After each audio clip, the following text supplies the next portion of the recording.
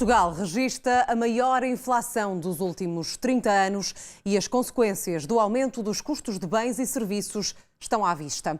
Desde as compras no supermercado à energia, sem esquecer os valores das rendas e até mesmo as taxas de juro do crédito à habitação, que não param de subir. A conjuntura pede cautelas, como lhe mostramos na reportagem especial desta semana.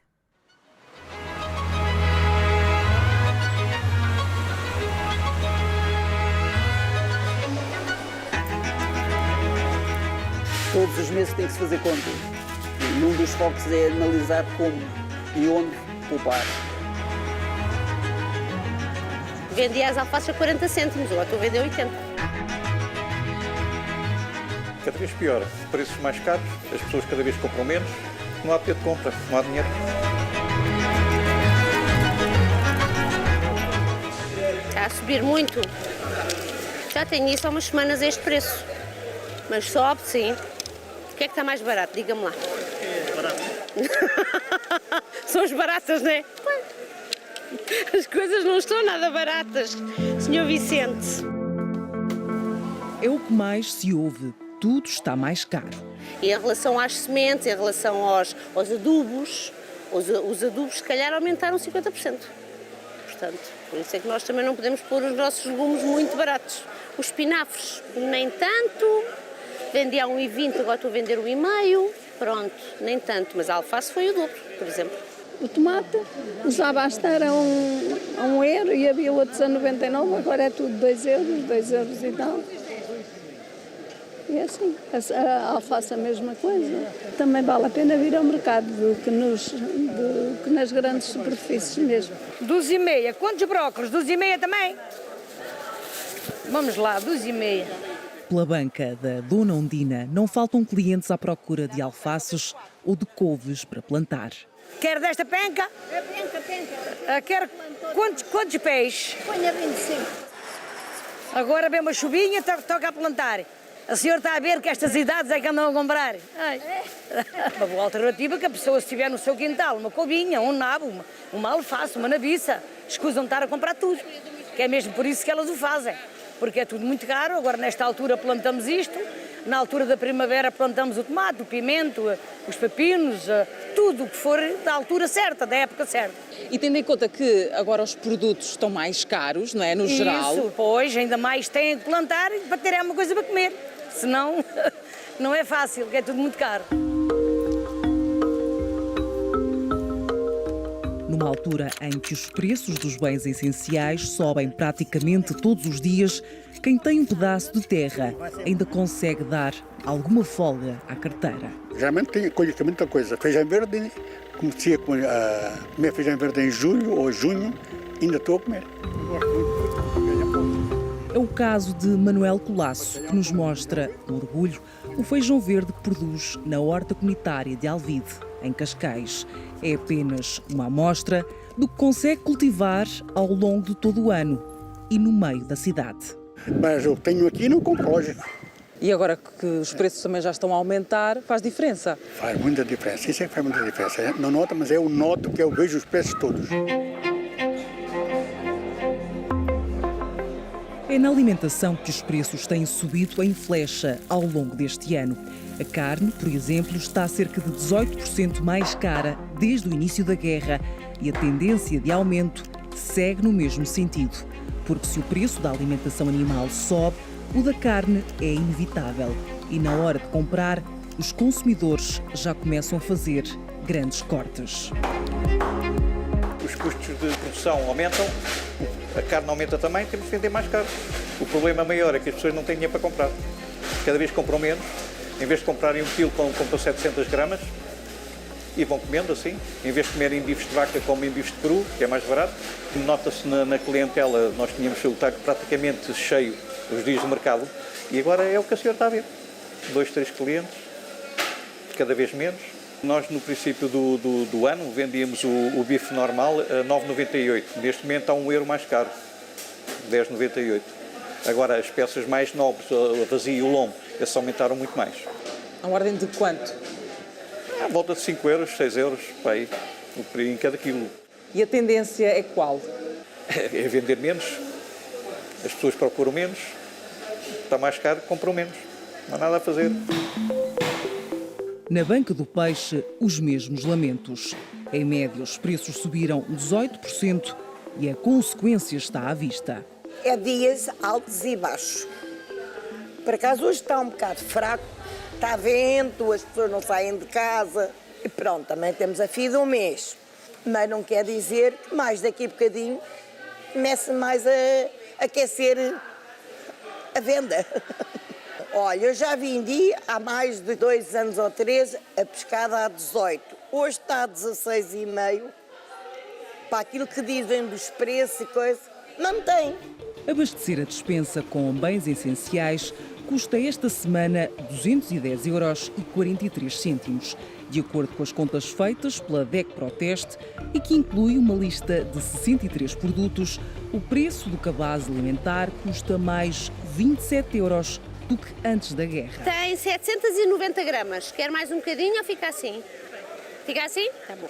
2,75. 2,75. Aqui está. As pessoas mais velhotas, nota-se. Eles, coitados, têm que fazer contas à vida. Nota-se. E não só as pessoas mais velhas, mesmo as outras. Classe média, acho que sim, nota-se. Portanto, compram, mas em menor quantidade. Em menor quantidade. E há outras coisas que não compram. Por exemplo, certas frutas, em vez de estarem a comprar frutas tropicais ou frutas, não compram. Preferem comprar a maçã, a laranja, a pera. Para além da carne e do peixe, no geral, todas as categorias de produtos alimentares registaram subidas. A escalada de preços começou durante a pandemia, mas 2022 fica marcado pela subida vertiginosa da inflação, o que justifica o aumento geral dos custos de bens e serviços. É um novo máximo em 30 anos.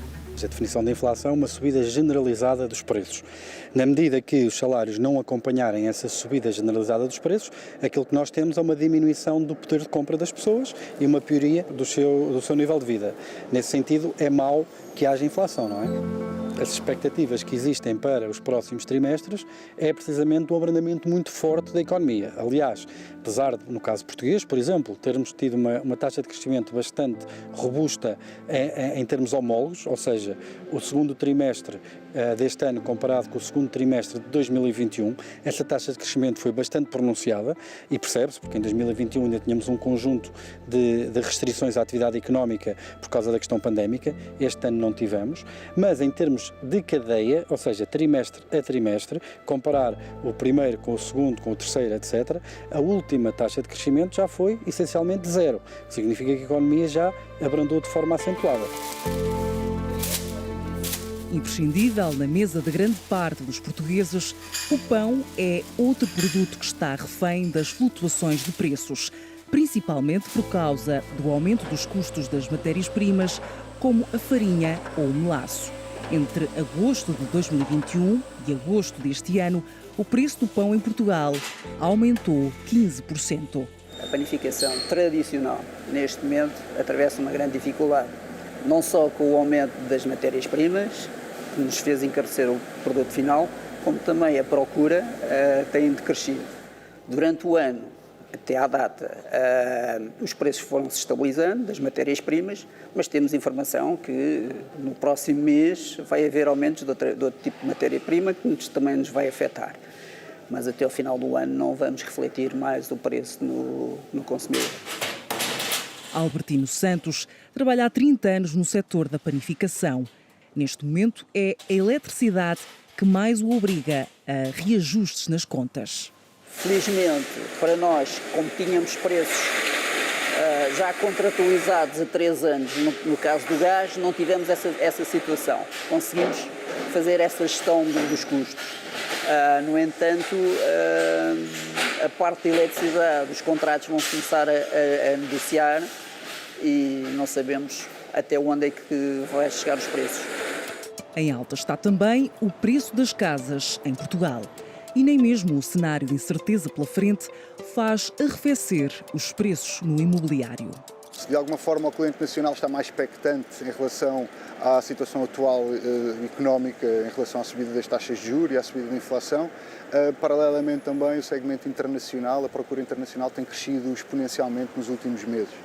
Eu penso que isso deve-se ao facto do dólar estar com um valor muito alto face ao euro, que permite aqui uma maior capacidade de compra por parte dos clientes norte-americanos, por exemplo, e também pela situação geoestratégica do país, o facto de nós estarmos muito afastados do conflito entre a Ucrânia e a Rússia. A falta de oferta e o grande interesse do mercado estrangeiro são dois fatores para que, pelo menos até ao final do ano, os preços continuem elevados. Estas alterações ainda não tiveram um reflexo no valor dos imóveis, nos preços dos imóveis.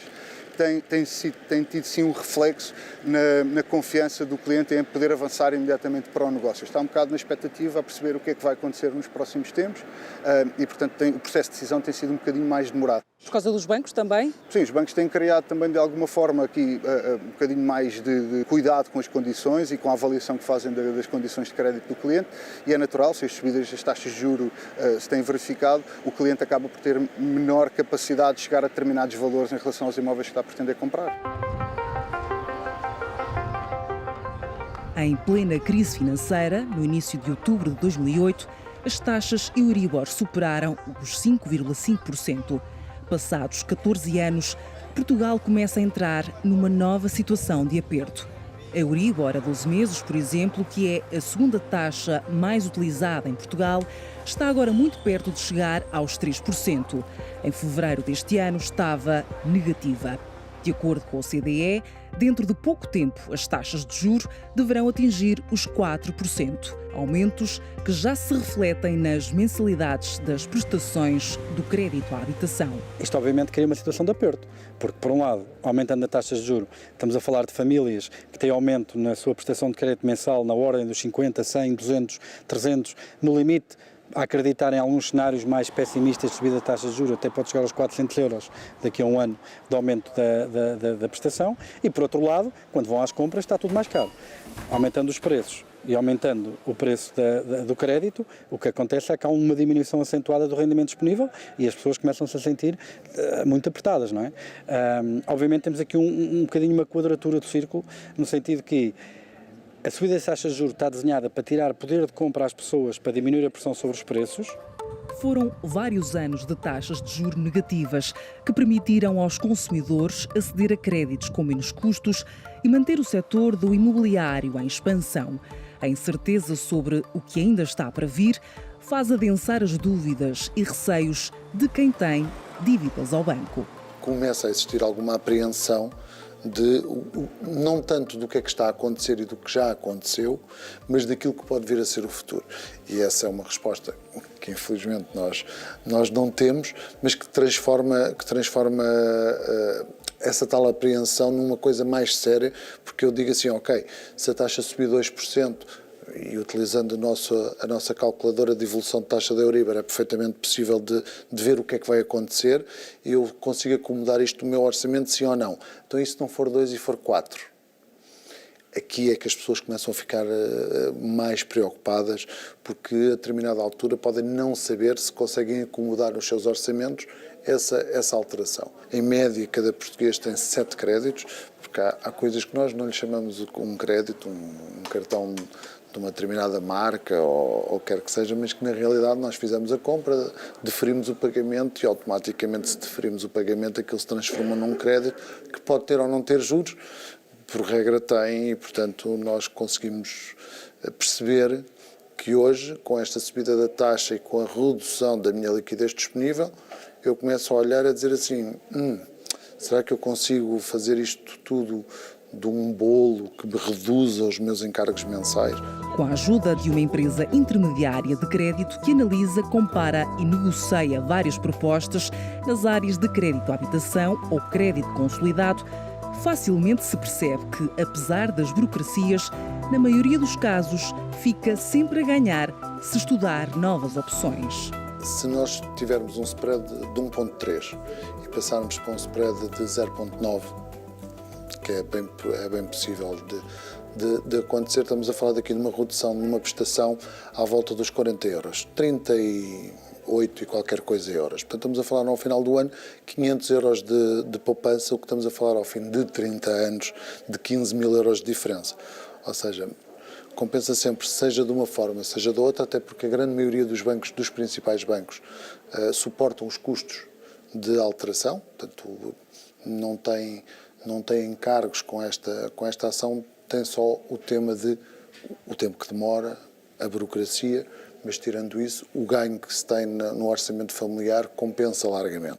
O que as pessoas hoje procuram é saber, eu tenho taxa variável, como disse, 90% das pessoas têm taxa variável, fará sentido rever o meu spread, fará sentido transferir para taxa fixa, fará sentido falar com o meu banco e perceber o que é que se pode fazer de diferente numa taxa mista ou não. Na construção civil, a pandemia já tinha feito aumentar o preço de materiais como o alumínio, betão, aço ou madeira. Mas a guerra na Ucrânia veio agravar a escalada de preços. Por exemplo, dos alumínios, estavam previstas tudo o que é janelas em alumínios, nós passámos para PVC. O PVC passou a ser uma solução muito mais competitiva. Tivemos também alguns problemas relacionados com a mão de obra, porque de facto houve aqui uma série de mão de obra que emigrou e quando nós precisamos dela não estava cá. Acabámos por nós também fazer uma procura no sentido de receber imigrantes para compensar essa falta de mão de obra, em especial do Brasil. A pensar nos recentes contratempos vividos pelo setor, Carlos Oliveira, engenheiro civil, tem agora em mãos o primeiro prédio de habitação modular na Europa. Um conceito mais barato e rápido do que a construção convencional. Foi um projeto que começámos há 4 anos com o Instituto Superior Técnico. Já nessa altura nós sentíamos que ia haver uma procura muito grande e que iríamos ter muita dificuldade de encontrar quer mão de obra, quer materiais. E procurámos, de facto, com esta solução, que é uma construção para simplificar, uma construção em Lego, nós conseguimos construir mais rápido. Isto vão ser, no final, 59 apartamentos, que vamos fazer em cerca de 9 meses, e com um custo de construção bem abaixo dos 1000 euros. A visão de vários especialistas é unânime. O pior ainda está mesmo para vir.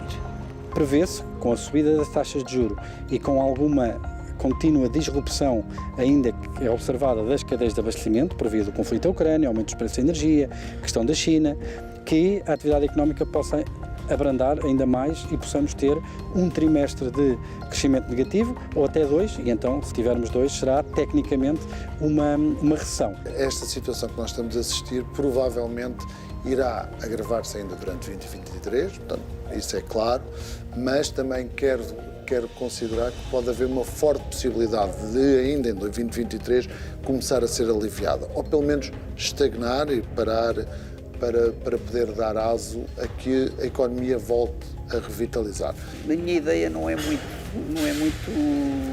boa. Os custos vão continuar a aumentar, os custos com o pessoal vão aumentar significativamente. Se haverá poder de compra para fazer face aos produtos, ao preço dos produtos, infelizmente eu não sei, mas tenho as minhas dúvidas.